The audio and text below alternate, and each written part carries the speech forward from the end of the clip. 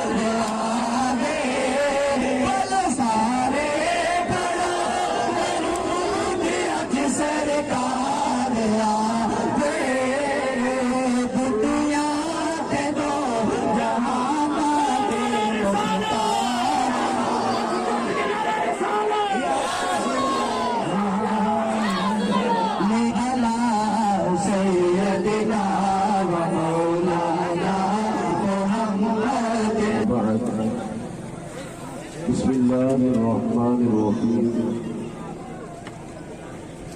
لقد من الله على المؤمنين إذ بعث فيهم رسولا صدق الله العظيم. ایک بار سارے حضرات درود پاک پڑھیے الصلاۃ والسلام علیک یا رسول اللہ وعلى آلك وأصحابك يا حبيب الله. رب اشرح لي صدري ويسر لي أمري واحلل عقدة من لساني يفقهوا قولي.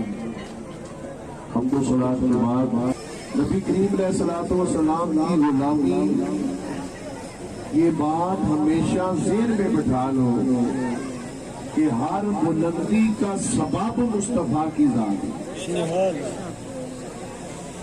ہر بلندی کا سبب، بلکہ بخشش کا سبب بھی مصطفیٰ ہی کی ذات ہے.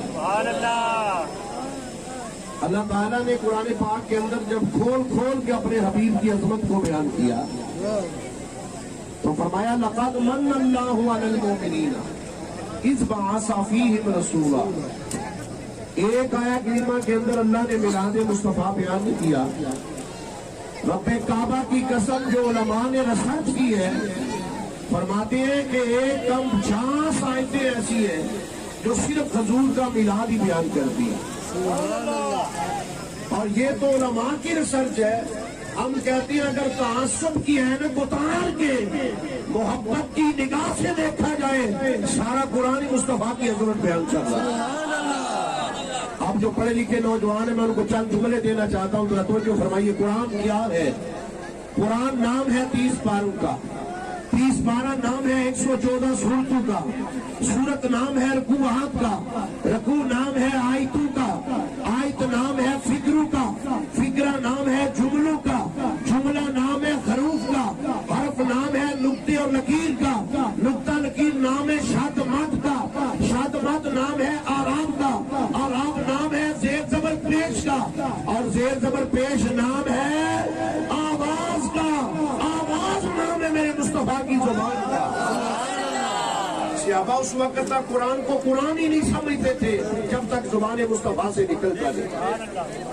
آج لوگ ہمیں قرآن کی طرف تو لے کے جاتے ہیں، تفہیم القرآن تو ہمیں دیتے ہیں کہ قرآن کی پہچان کرو، لیکن ہم کہتے ہیں دوستو قرآن کی بھی پہچان کرو، ساتھ میں سب پہ قرآن کی بھی پہچان کرو.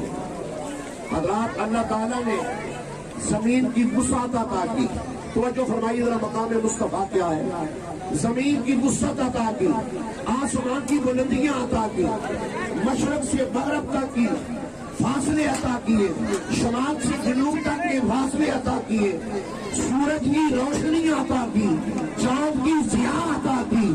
اب سوال پیدا ہوتا ہے مولا احسان کس بات کا ہے؟ فرمایا لقد من اللہ علی المؤمنین اذ بعث فیہم رسولا. فرمایا احسان اس بات کا نہیں کہ میں نے زمین تمہیں وسعت کے ساتھ عطا کی ہے، میں نے بلندی کے ساتھ آسمان عطا کیا ہے. فرمایا یہ ساری چیزیں ایک طرف اور میرے محبوب کا ذکر اور محبوب کی عظمت ایک طرف.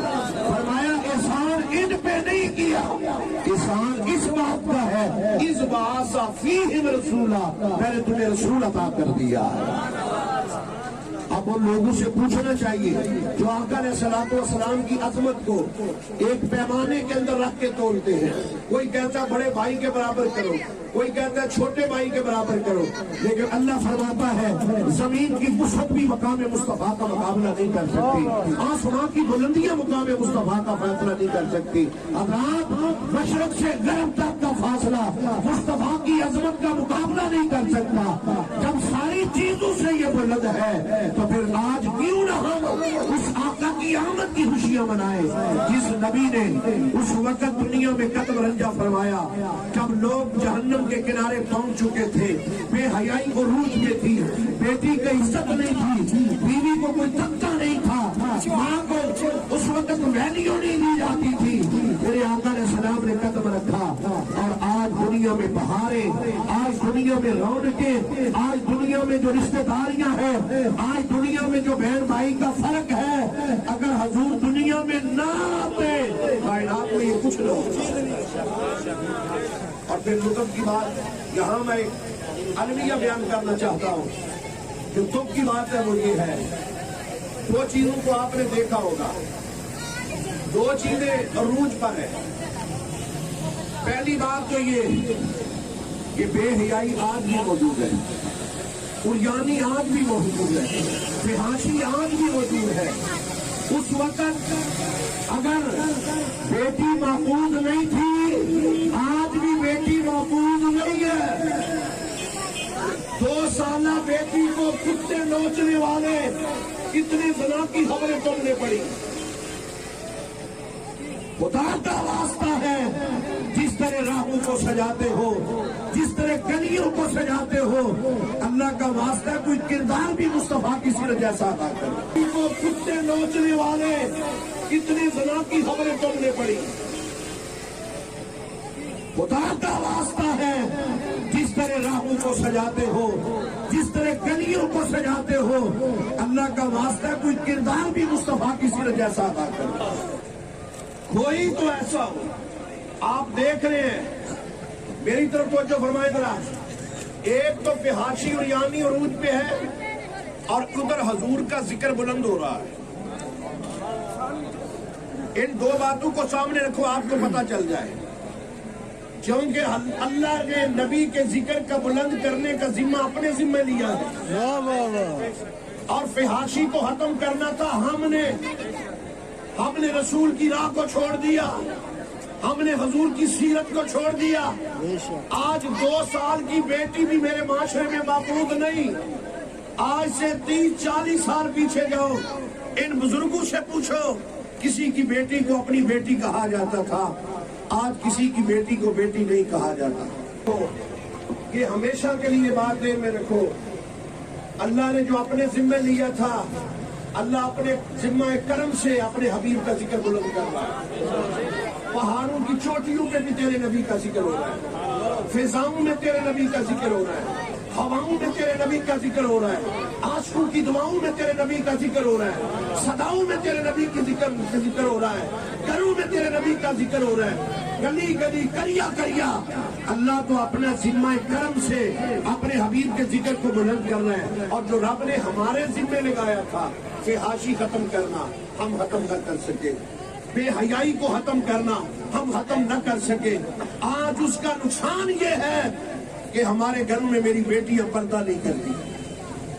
ہم ناموس مصطفیٰ کا مسئلہ جب بیان کرتے ہیں، ہمارے سیاستدانوں کو بڑی آگ لگتی ہے، ہم کہتے ہیں بدبختو، ہمیں کوئی گالی دے ہم برداشت کر لیں گے، لیکن مصطفیٰ کے ناموس پہ کوئی انگلی اٹھائے ہم انگلی نہیں، ہم گردن کاٹ کے رکھ دیں گے۔ اور آخر میں یہ جملہ عرض کرنا چاہتا ہوں، یہ کبھی دل میں مت خیال لانا ہم رسول اللہ کے ناموس کی حفاظت نہیں کر رہے، بلکہ کملی والا آج سبز گنبد کے اندر لیٹ کر بھی ہماری عصمتوں کی حفاظت کر رہا ہے، ہماری جرتوں کی حفاظت کر رہا ہے، اور ہماری جناب اعلیٰ جوانیوں کی حفاظت کر رہا ہے۔ حضرت امام یافی نے لکھا ہے، جس وقت منگورا کی حکومت تھی، ذرا پیچھے چلو بغداد کی سرزمین پہ، آپ کو پتا چلے ایک وقت وہ بھی آیا، اس سرزمین پہ منگورا کی حکومت تھی، عیسائیوں کی، کوئی رسول اللہ کا کلمہ پڑھنے والا نہیں تھا۔ اس دوران میں ایک کانفرنس کی انگریزوں نے، اس کانفرنس کے اندر اتفاق ایسا تھا، لاکھوں کا جلسہ تھا۔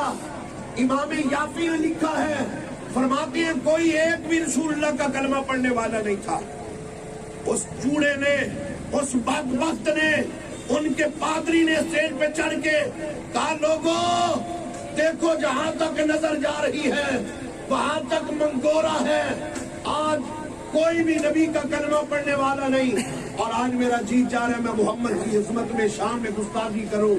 جب اس بدبخت میں گستاخانہ لفظ بولے، سامنے ایک کتا بندہ ہوا تھا، وہ کتا جوش میں آ گیا، لوگوں نے کہا اب نہ بولنا، لگتا ہے یہ کتا رسول اللہ کی بے عزتی برداشت نہیں کر سکتا۔ وہ مصطفیٰ نے منہ سے مصطفیٰ پہ نہ بولنے والوں، تم سے تو کتا ہی اچھا ہے، تم سے تو وہ چار ٹانگوں والا کتا ہی بہتر ہے۔ جب اس نے یہ سنا کہنے لگا نہیں، اصل بات اور ہے، یہ کتا کسی اچھی نسل کا ہے، اور وہ واقعی اچھی نسل کا ثابت ہوا۔ اس نے کہا یہ کتا غیرت والا ہے، میں نے اشارہ کیا ہے اس لیے بولا ہے۔ اس نے کہا لو میں پھر حضور کی نبی کی توہین کرتا ہوں۔